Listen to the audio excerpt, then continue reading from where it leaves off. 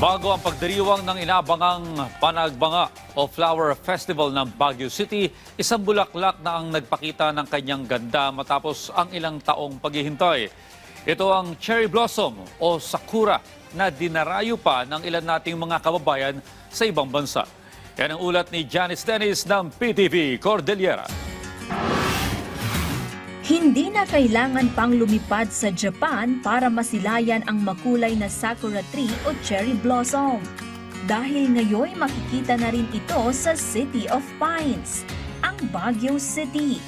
Ayon sa pamunuan ng nag-iisang 5-star mountain hotel, 7 taon ang hinintay bago na mukadkad ang sakura tree.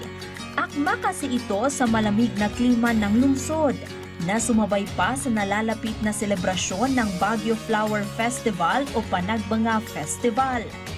Pambihira rin itong pagkakataon. Dahil alam niyo ba na namumukadkad lang ang sakura isang beses sa isang taon? At nagtatagal lang ito sa loob ng 2 linggo. Ang naturang sakura trees ay donasyon sa hotel ng Japanese nationals na sina Shinji Okumura at Shigeru Tsunashima at member ng hotel na si Paz Suzuki noong June 2018 at May 2019.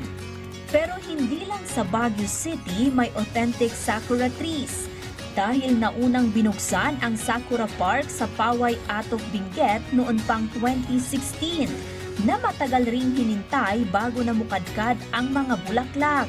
Itinatag ito para sa paggunita ng 40-year sisterhood ng Benguet Province at Kochi Prefecture sa Japan.